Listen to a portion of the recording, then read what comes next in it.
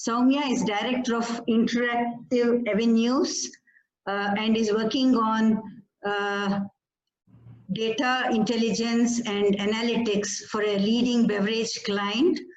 Kiran is Director of Disha Communications and helps clients enable digital solutions pan-India. Welcome to both of you for the show. So Sid and I will be talking to experts to find out what it takes to be a successful digital marketeer in the backdrop of the industrial 4 environment and also the technology revolution that's going on. Today, today technology is chasing us and there's no running away from it. It's wrong to say that the future is digital because I think we are already into digital. We were already into digital yesterday.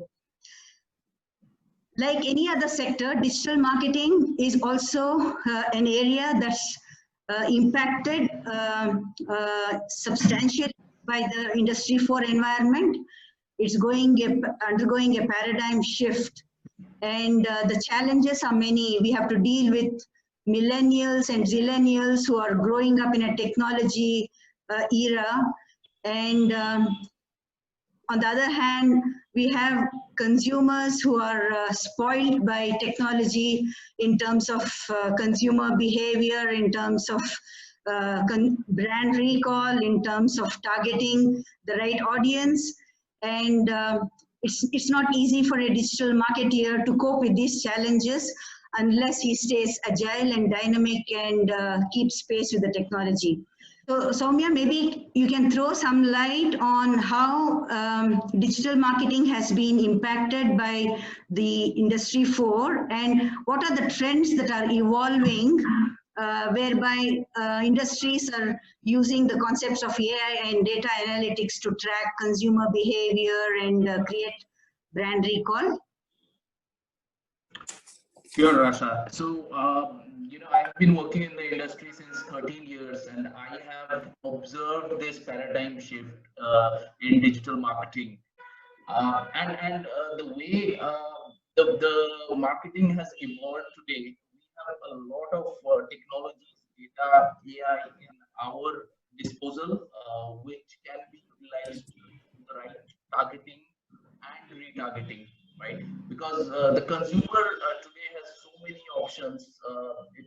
I mean, the attention span has come down, and one of the biggest thing is the internet's reach has increased by leaps and bounds, right? With the advent of geo, I'm talking about India as specific.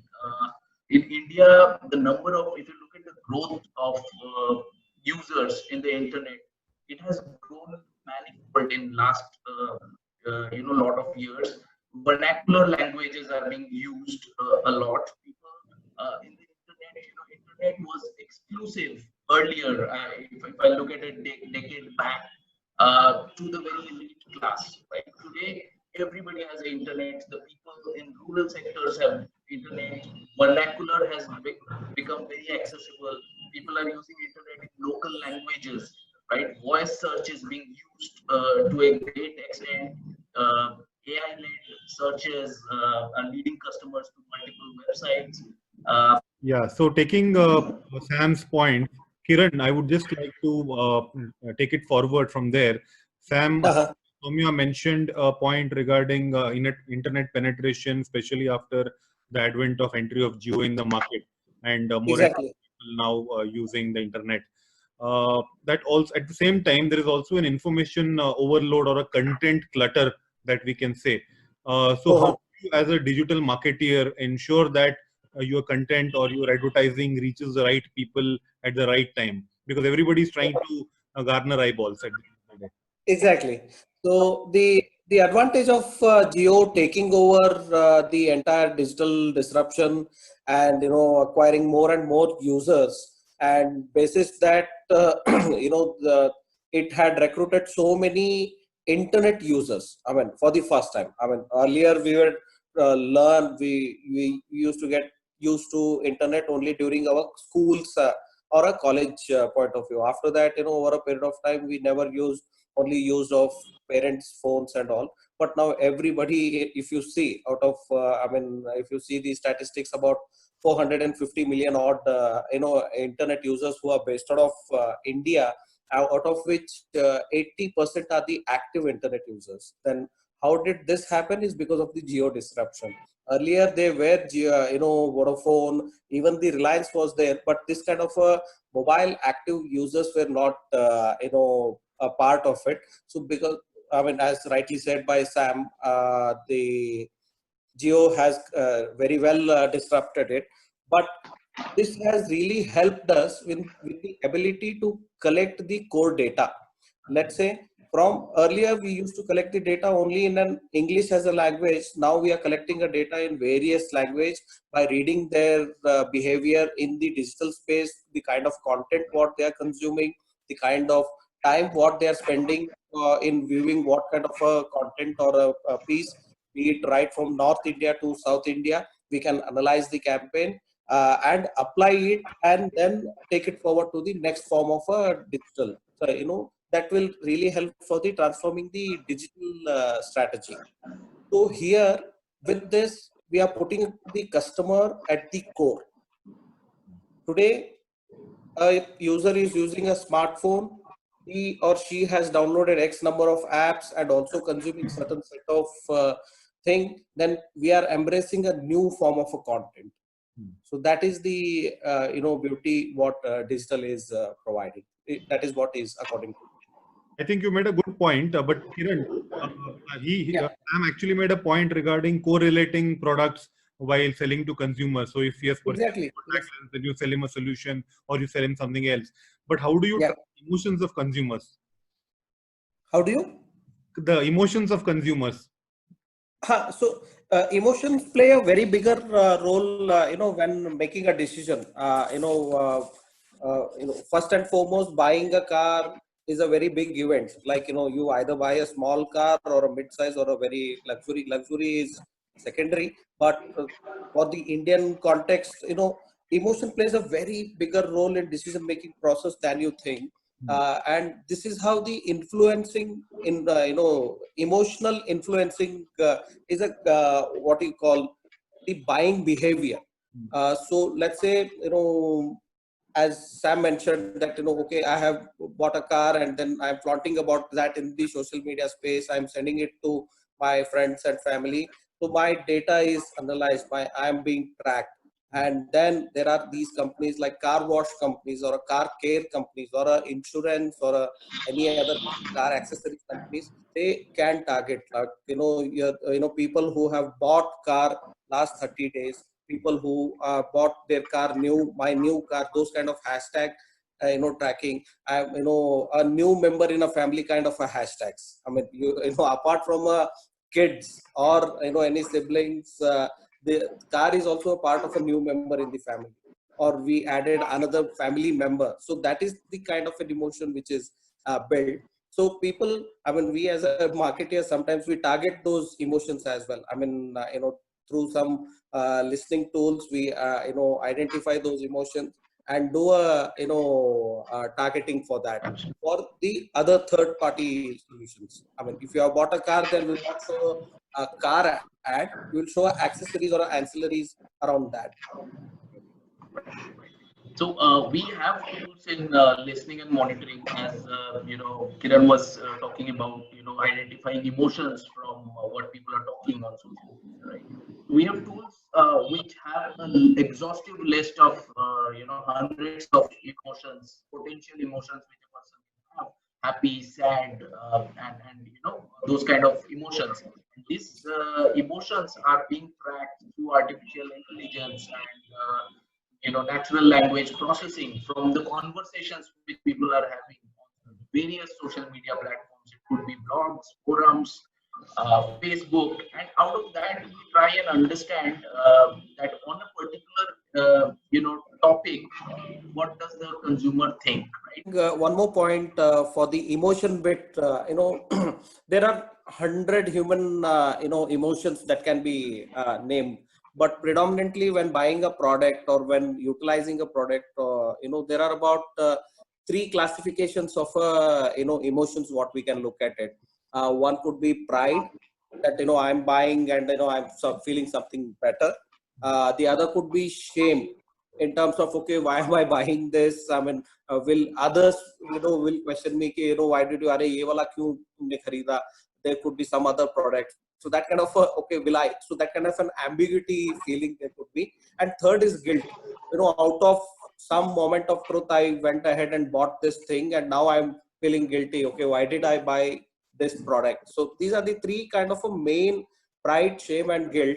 So basis this, there is a what you call the targeting approach. All that can be done. I guess this leads to the product recommendations that we normally get from platforms such as Amazon or Flipkart, right? Flipkart, or even through social media as well. Yeah, also through social media. So I was just reading, Soumya, that 30% of Amazon's sales comes from product recommendations. So is that a good benchmark to assume across sectors, or is that a highly customized number and varies from product or service? That would definitely vary from product to product. It will have a much larger range, but definitely, because I'll give you an example of one of our recent campaigns, Right. which we did on one of the large platforms. So it was a campaign whose primary goal was sales, right? Sale of a beverage product, and we were displaying the ads on various on different platforms, and the user was sent to a particular e-commerce site, which is again Grofers, right, to make a purchase. So and since it's a grocery product, the average basket size is particularly high. It's 1,000 rupees plus, and there's a monthly cycle when people purchase a product, monthly or weekly. It could be monthly for some it could be weekly. So what we observed is a lot of people were adding products to the cart, but they were not making a purchase immediately. And the platform also helped us track whether the user was making the purchase at a later stage in another session. So we had set a cookie in the system of the user, and what was generally happening is only 1% of the users were making the purchase instantly in one go, right? So rest 99% of the users made a purchase later. So they either added the product to the cart, went away, and then came back after 7 days during their weekly purchase cycle and purchased the product. A lot of them did not purchase the product which we intended to sell, but purchased another product from our own product portfolio. Very interesting. Kiran, Asha, may I? Yes, please. Yeah, Kiran. So just Sam mentioned about leads coming from other media, which cannot be attributed always, like TV. But nobody talks about print. But what is your opinion about print? Is it going to be around for some time? Yeah, print. Because see, there is a again in the internet users, there is a classification. There are high, medium, and low, internet users. So when it comes to the high internet users, then print is ruled out to them, because they consume the data from morning, first thing in the morning when they wake up. They open their WhatsApp, they check their news apps, while doing their even during nature's calls, they carry the mobile phones and read the newspaper. That is the news on the mobile phones. Apart from that, when they are driving, then there is this live streaming apps which they connect to the Bluetooth, and they get to hear the personalized content. After that, once they hit to the desk or the workstation, then there is social media access is done just to check what is going on, who did what yesterday, and what are they doing tomorrow, or birthday wishes, these, that, and all. So there again the content is consumed in terms of that. Those are the high and medium users. The low users are the aged persons.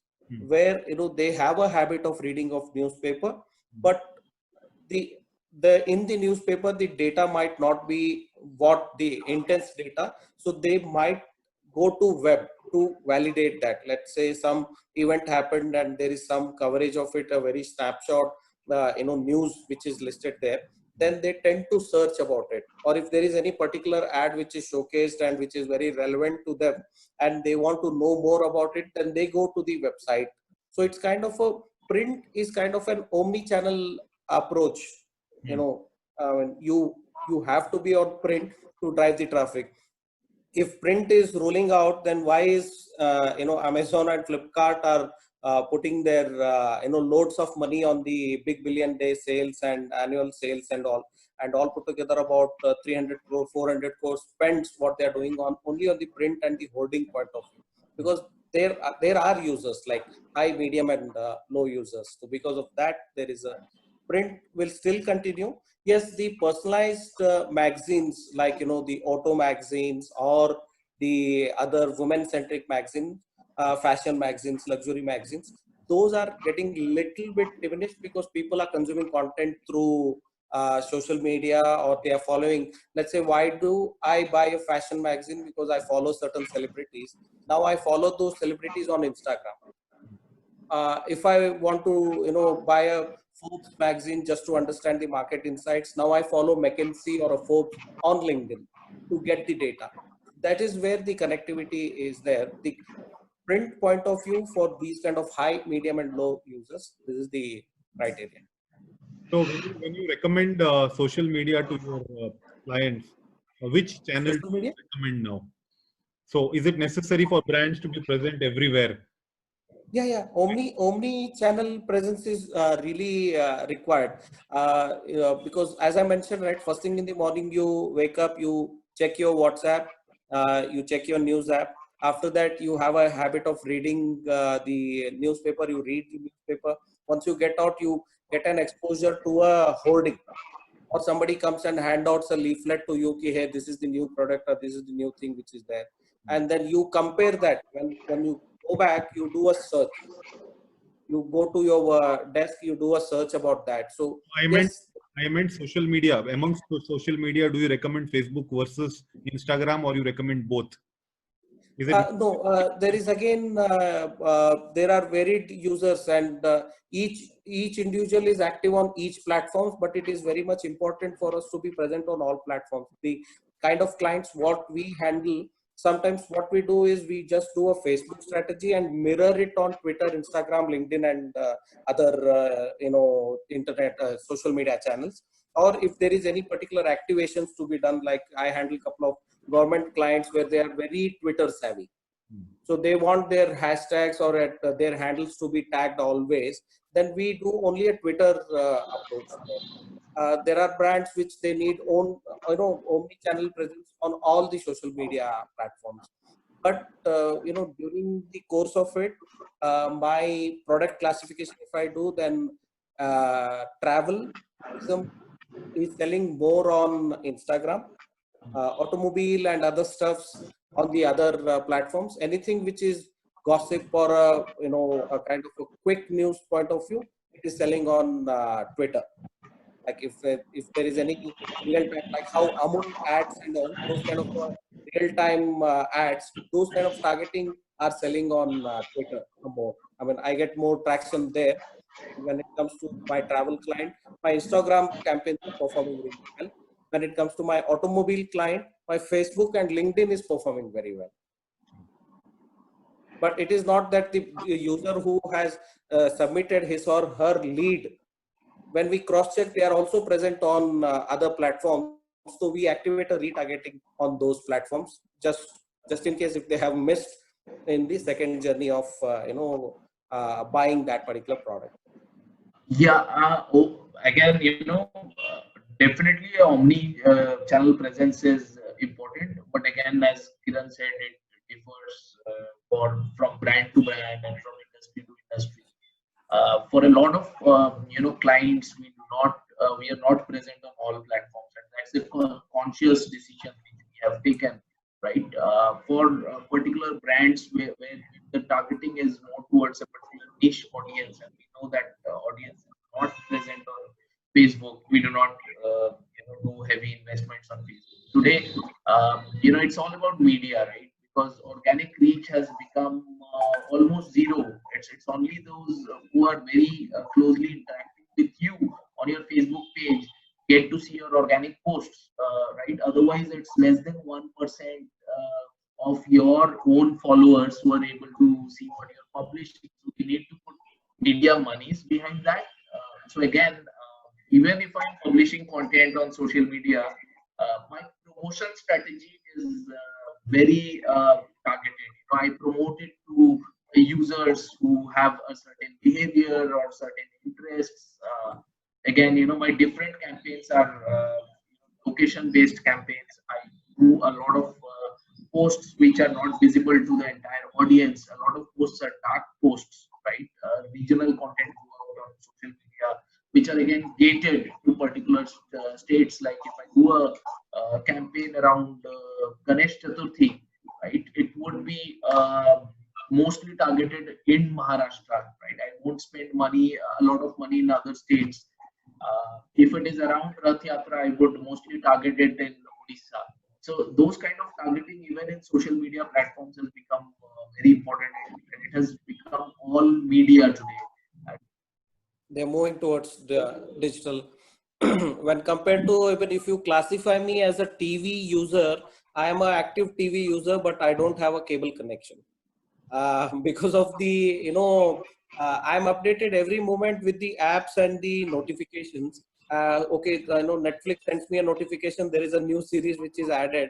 So as soon as I hit home, I turn on my TV. In the afternoons, my wife is active on Hotstar. In the mornings, my kids are active on their, consuming their content. If at all, if I don't get anything, then I have YouTube live streaming, which I want, whatever content I need, I can consume there. So that's where I have a TV. I'm a TV user, but not a cable or a broadcast TV user. So we have so far been talking more about B2C business, right? So it'll be interesting to understand a little bit how the digital marketing is also taking shape in the B2B space, because a lot of the B2B players today are also millennials, right? Most of the buyers, almost more than 50% of the buyer population, even in B2B, are millennials. So they will expect the same kind of personalized experiences and digital platforms also when they have to make a B2B purchase. So to what extent, I'm just trying to understand, to what extent are these technologies actually being harnessed also in the B2B space, or are we still in the nascent stage there? All that targeting is happening, and what I would actually like to emphasize is the targeting has to be more precise when it comes to B2B marketing, because here we are targeting fewer people in the entire organization. In B2C, the spread is much larger, right? Right. And here we have a longer buying cycle because there's a complete evaluation. They do, they look at different products, do a proper evaluation. There could be a sales call as well. So for bigger corporations, for SMEs, it becomes a little quicker. But for larger corporations, again, there's the lead to purchase process is much longer, right? Right. Sales team will happen, multiple calls will happen. So definitely,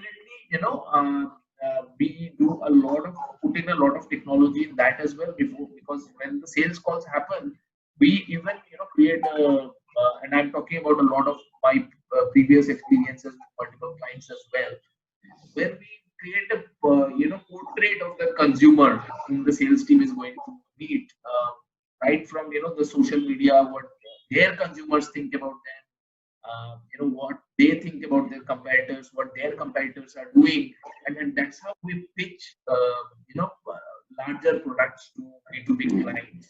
One of the challenges that I can see in a B2B space is that, like you rightly mentioned, it's a long sales cycle.